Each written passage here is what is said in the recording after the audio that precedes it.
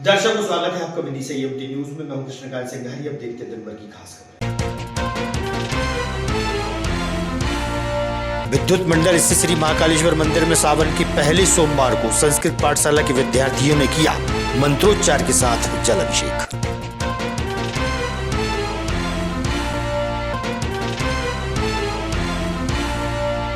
नशा मुक्ति अभियान को लेकर पुलिस विभाग ने जागरूकता रैली को हरी झंडी दिखाकर किया रवाना। विधायक व एसपी रहे मौजूद।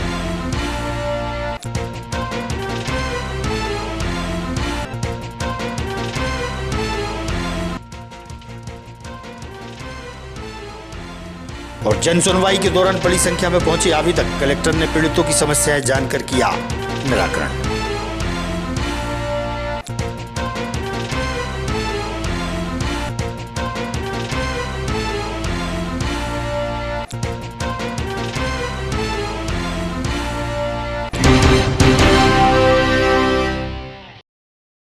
अब खबर विस्तार से। श्रावण मास के प्रथम सोमवार को विद्युत मंडल स्थित श्री महाकालेश्वर मंदिर में श्री महाकालेश्वर संस्कृत पाठशाला के विद्यार्थियों ने भगवान महाकाल का अभिषेक किया। इस मौके पर मंदिर के पुजारी पंडित विनोद शास्त्री भी मौजूद रहे। मंत्रोच्चार के साथ शिव भक्तों ने भगवान शिव का अभिषेक किया।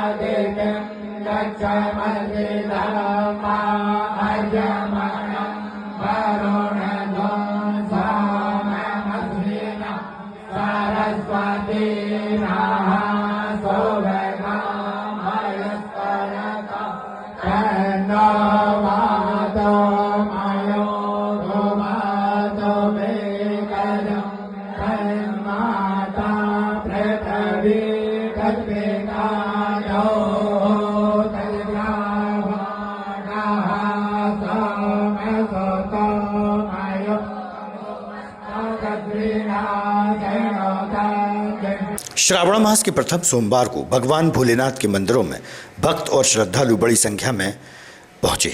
माधवगंज स्थित शिवालय सहित कई मंदिरों में शिव भक्तों ने दूध जल से अभिषेक कर पुष्प और बिलपत्र अर्पित कर भगवान शिव का आशीर्वाद लिया। श्रद्धा और आस्था के साथ भक्तों ने शिव की पूजा की। भक्तों की शिव मंदिरों में धूम रही।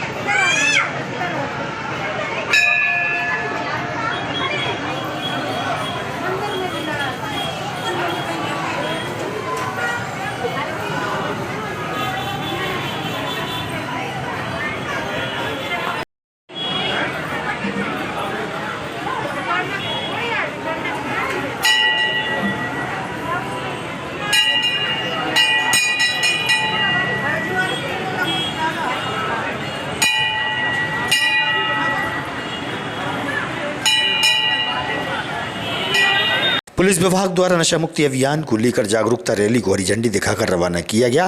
30 जुलाई तक नशा मुक्ति का संदेश जिले भर में दिया जाएगा। इस मौके पर विधायक मुकेश टंडन, सांसद प्रतिनिधि राकेश शर्मा, एसपी रोहित कासवानी व जिला पंचायत सीईओ भी मुख्य रूप से मौजूद रहे।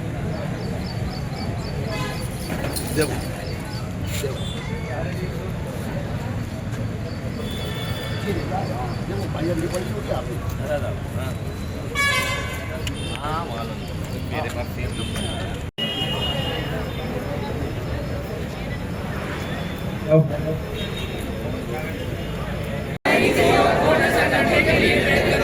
मैं अपने परिवार समाज और देश को नशा मुक्त। तो सब बच्चे सावधान की मुद्रा में खड़े होकर अपना सीधा हाथ आगे करेंगे और मैं जो बोलूँगा उसको आपको दोहराना है। मैं आज ये शपथ लेता हूँ कि मैं स्वयं नशा नहीं करूँगा, संभव प्रयास करूँगा। मैं लोगों को नशे से होने वाले नुकसान के बारे में जागरूक करूँगा।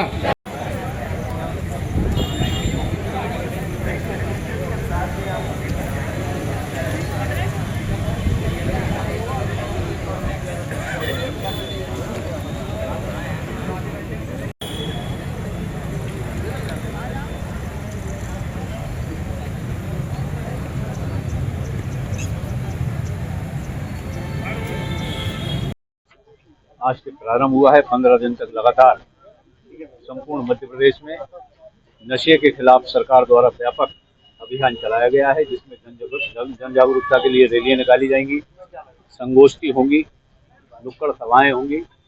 नशा नाश का कारण बनता है और नशे भी अब तरह तरह के होने लगे।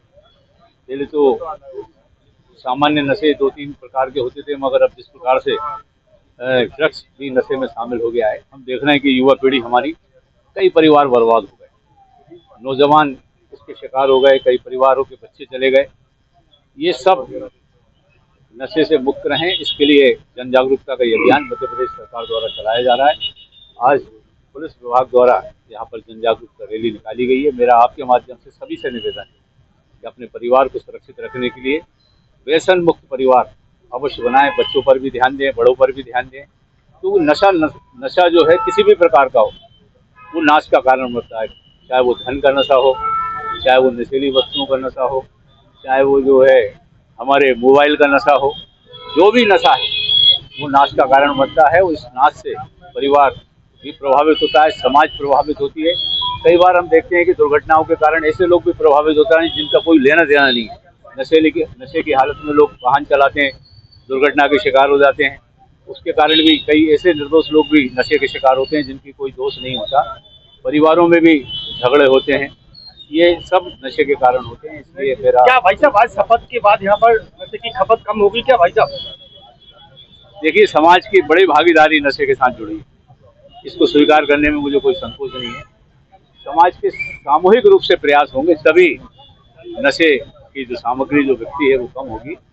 और मेरा आपके माध्यम से यही निवेदन है कि इससे दूर रहें, अपने परिवार को सुरक्षित रखें। धन्यवाद। रैली निकाली गई है, क्या जन जागरूकता है, कब तक क्या अभियान चलेगा? मध्य प्रदेश पुलिस द्वारा एक 15 दिवस का नशे के संबंध में जागरूकता उत्पन्न करने के लिए नशे से दूरी है जरूरी अभियान चलाया जा रहा है। इसमें प्रतिदिन विभिन्न कार्यक्रम होंगे। इसमें आज इसके शुभारंभ के अवसर पर इस दिशा में रैली निकाली गई। इसी प्रकार की रैली सभी अनुभागों में भी निकाली जा रही है और विभिन्न एसोसिएशन, बिजनेस एसोसिएशन, पंच समितियाँ और धार्मिक स्थल, स्कूल, कॉलेज सभी में जागरूकता उत्पन्न की जाएगी। हाल ही में पिछले महीने हमने अच्छी कार्रवाई भी की है। अभी हमने आज से कल भी कार्रवाई की है पठारी और नशे के विरुद्ध। आज भी बातों में कार्रवाई चल रही है, तो हमारी टीम में कार्रवाइयाँ भी कर रही है। आज भी जागरूकता उत्पन्न करने के लिए अभियान भी चल रहा है। मैं सभी से अपील करता हूँ नशे से दूर रहें, किसी प्रकार का व्यसन न करें।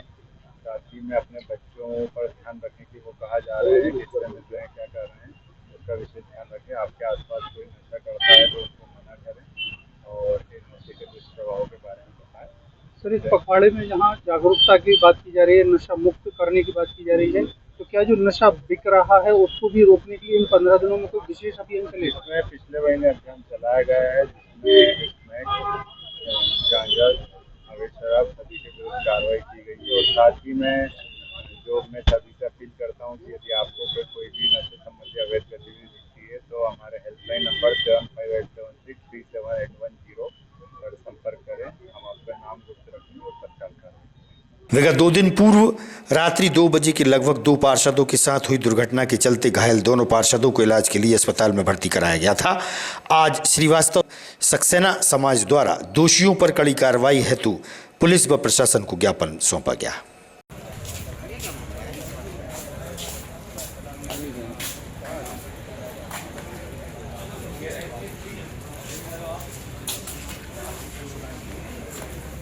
भारत माता की जय।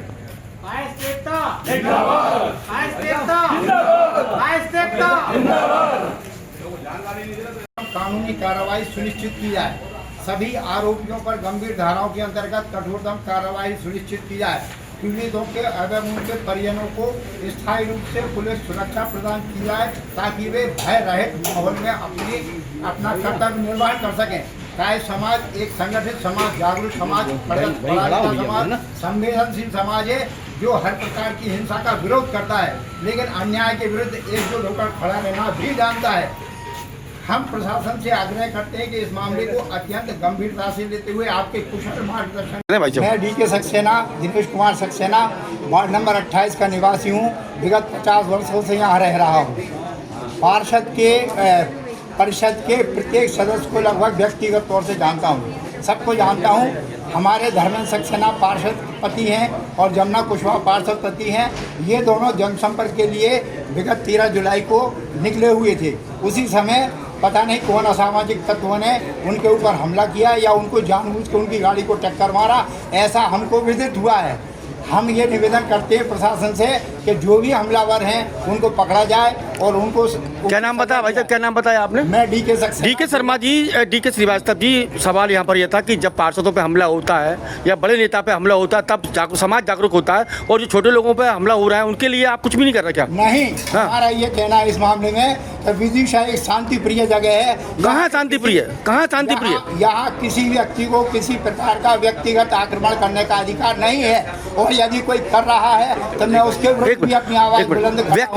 व्यक्तिगत आक्रमण कौन ने किया है? व्यक्तिगत आक्रमण जिन लोगों ने भी किया। कौन है वो लोग? पीछे पर्दे के पीछे कौन है? ये पर्दे के पीछे कौन है? हम अपने मीडिया पे आरोप, मीडिया नहीं, आप मीडिया को नहीं, आरोप नहीं है। हाँ। मैं मीडिया को ये जानता हूँ कि मीडिया जो है तिल में से भी तेल निकाल लेता है। तो यदि अगर मीडिया हमारे यहाँ का विदिशा का इतना सक्षम है तो वो आगे बढ़ के आरोपियों को भी खोज में हमें। कब की घटना है? कब की घटना है? 13 जुलाई की रात्रि 2 बजे की घटना है। क्या कार्रवाई चाहते हैं आप? हम ये चाहते हैं कि जो भी आरोपी हैं उनको निष्पक्ष तौर से प्रशासन जांच करे और उनको उचित सजा दी जाए। कानून के हिसाब से जो सजा उनको निर्धारित हो वो दी जाए। मैं किसी को फांसी देने का अनुरोध नहीं कर रहा, क्योंकि मैं हिंसा का पुजारी नहीं हूँ। हमारा समाज अहिंसक है। हम पढ़े लिखे समाज के लोग हैं और पढ़े लिखे समाज के लोग होने के कारण हम किसी भी हिंसा में भरोसा नहीं रखते, हम अहिंसा में भरोसा रखते।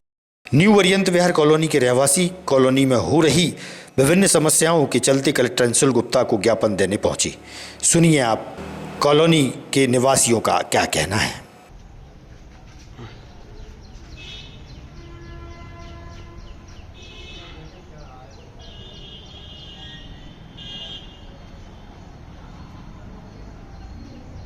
आईडी निकाल।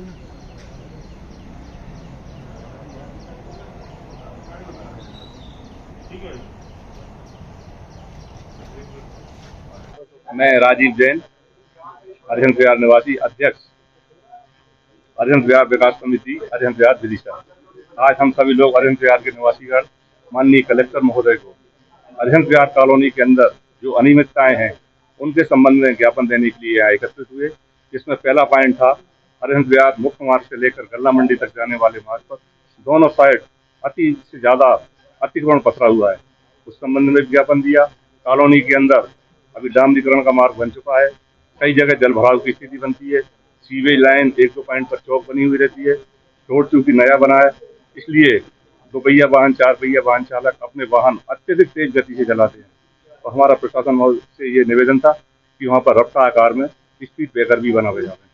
खाली प्लाटों पर अभी किसको ज्ञापन सौंपा? अभी माननीय कलेक्टर महोदय को क्या आश्वासन मिला आपको? कार्रवाई करने का आश्वासन दिया उन्होंने। अपनी समस्याओं को लेकर मिलने आए। मुख्य समस्या ये है कि ओवरब्रिज बनने की वजह से अरविंद विहार में जो जाते थे उसका रास्ता बहुत सकड़ा हो गया है। और रास्ता सकड़ा होने की वजह से जो मंडी से हम आते हैं दोनों तरफ अतिक्रमण है, कारें डंप खड़ी है, ट्रैक्टर खड़े हुए हैं, वेल्डिंग की दुकान है जो कि रोड पर काम करते हैं। तो कभी भी कोई भी दुर्घटना भी होती है तो वहाँ निकलने में हम लोगों को बहुत दिक्कत आती है। तो आज प्रशासन से अनुरोध करने आया कि वहाँ रेलिंग एक बीच में लग जाए, वो बन में हो जाए। अगर वो बन में हो जाएगा तो दोनों तरफ का अतिक्रमण जो है वो खत्म हो जाएगा। ऐसी बहुत सी समस्याएं माननीय कलेक्टर महोदय ने बड़े ध्यान से सबकी बात सुनी है और आश्वासन दिया है कि शीघ्र ही वह इन समस्याओं का हल करेंगे। क्षेत्रीय पार्षद आपके साथ नहीं? क्षेत्रीय पार्षद साथ है, आज किसी वजह से वह आ नहीं पाए हैं यहाँ पे, उनको भी सूचना थी। प्रत्येक मंगलवार को होने वाली जनसुनवाई के चलते आवेदक बड़ी संख्या में जिला मुख्यालय पहुंचे, जहां कलेक्टर अंशुल गुप्ता ने समस्याएं जानकर निराकृत की।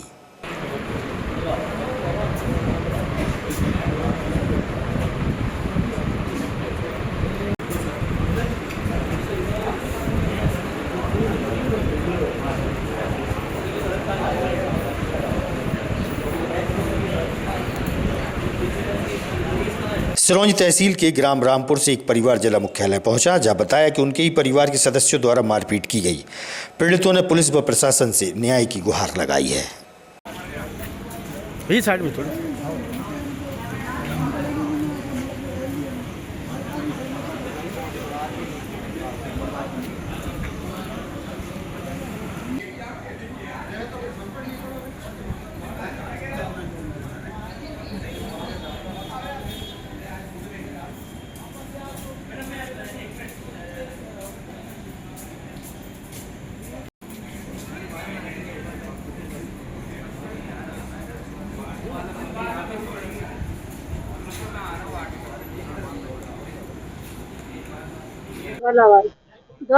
दोलाई समाज कौन सी आपकी?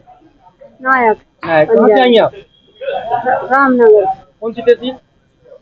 सिरोंज। कौन ने मारा जी आपको? जेठ ने। जेठ ने मारा? कब मारा? लड़कान ने। कब मारा था? शनिवार को दिन है। अच्छा, काय पे से मारा आपको? जमीन के बारे। कितनी जमीन है आपकी? 1.5 बीघा है। कितने जने हैं आप? हम तो दे नहीं, आप लोग कितने जने हो? यही आएंगे, ये एक भाऊ और रहेगी घर। दो बेटा है कि दो बहू है? हाँ। तो जमीन उनकी है कि आपकी है? मेरी है। आपके नाम? हाँ। वहाँ पर थाने में रिपोर्ट नहीं करी आपने? थाने में रिपोर्ट नहीं करी। आगामी खबरों के लिए आप देखते रहिएगा विधि संयम न्यूज। हमें दीजिए इजाजत। नमस्कार।